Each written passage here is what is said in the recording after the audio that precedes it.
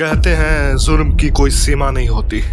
इस दुनिया में हर कोई आजाद है कुछ भी करने के लिए, बेशक कुछ भी, लेकिन हर गुनाह का अंजाम अक्सर अच्छा नहीं होता।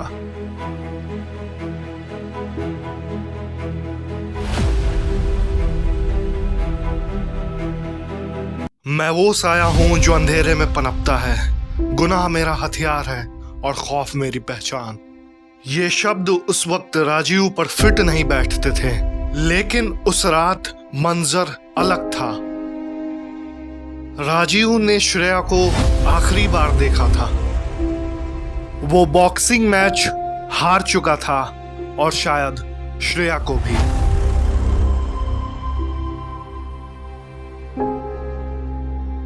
तेरी आंखों में अपना अक्स ढूंढता रहा, हर पल तेरी मुस्कान को जीता रहा।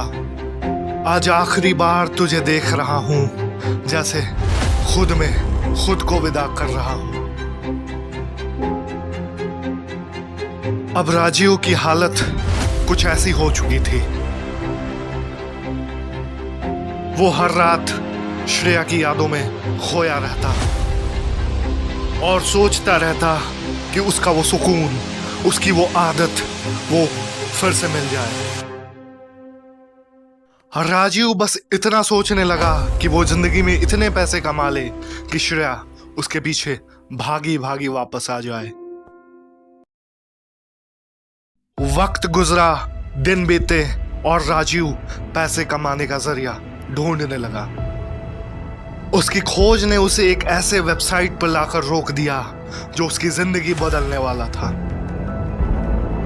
वो वेबसाइट पर उसे जेड मिला, एक अजनबी शख्स जो खुद का नाम जेड बताता था।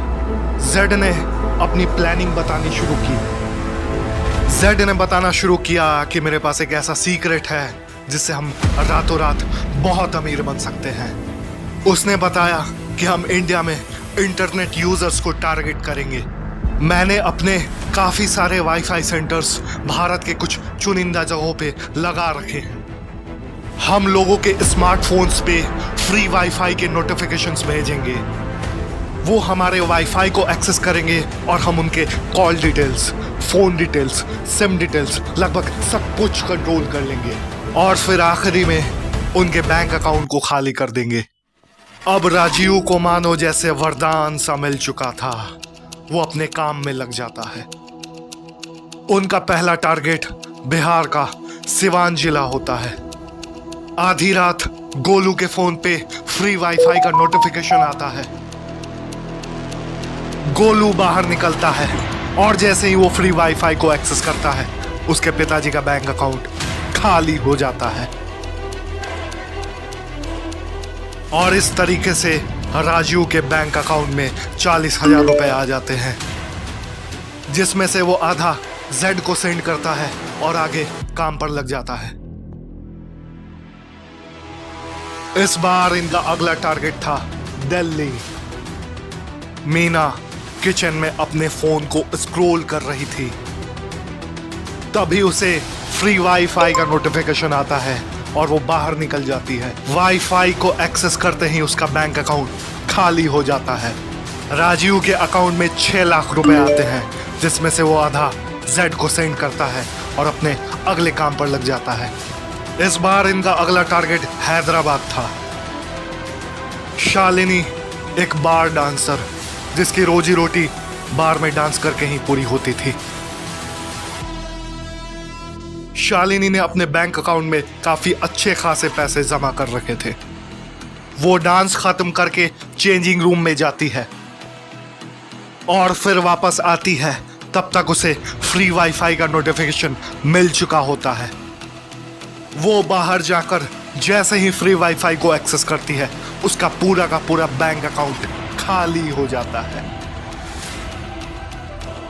इस बार राजीव को 10 लाख रुपए मिले थे, जिसमें से आधे राजीव के और आधे जेड के। धीरे धीरे राजीव ने खुद का एक अच्छा सेटअप खड़ा कर लिया था। वो रूम से ही बैठे बैठे सारे अवैध काम करता था। इस बार इन दोनों ने मिलके बहुत बड़ा प्लान बनाया, बैंक लूटने का। हालांकि ये इतना आसान भी नहीं था, लेकिन जेड के कनेक्शन ने सब कुछ सही कर दिया। उसने एक बैंक कर्मचारी के अकाउंट में 10 लाख रुपए सेंड किए और अपना वाईफाई एक्सेस करने को बोला। उसके वाईफाई एक्सेस करने के चंद 2 घंटों बाद पूरा का पूरा बैंक अकाउंट खाली हो गया।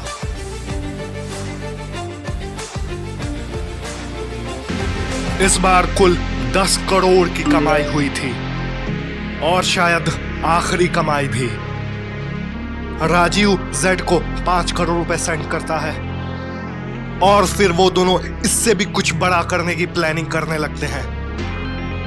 लेकिन अफसोस, अंत नजदीक था। इस बैंक लूट के बाद सरकार सारे अवैध वाईफाई सेंटर्स को बंद करने का निर्णय लेती है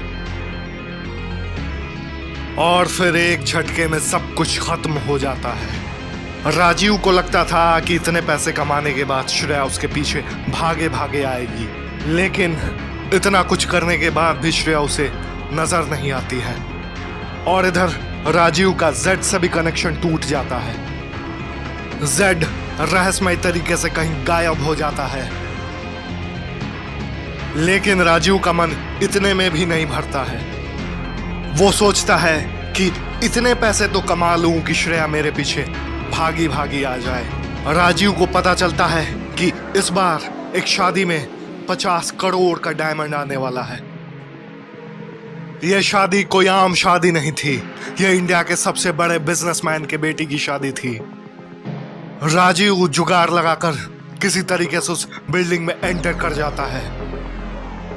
राजीव के पास्ट एक्सपीरियंसेस ने उसे बहुत ज्यादा कॉन्फिडेंट बना दिया था। वो बस इस डायमंड को किसी तरीके से ले जाने आया था। अचानक से लाइट कटती है। राजीव डायमंड लेकर निकल चुका था। राजीव को लगने लगा कि अब मुझे श्रेया से कोई अलग नहीं कर सकता, लेकिन अफसोस, हर अंत की एक नई शुरुआत होती है। राजीव की बाइक पीछे से आ रहे ट्रक से क्रैश हो जाती है।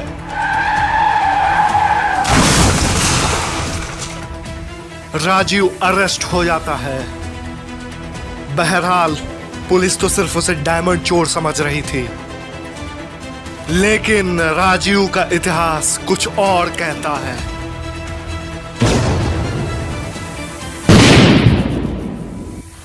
ये उस अंत की शुरुआत थी जिसकी कल्पना किसी ने भी नहीं की थी।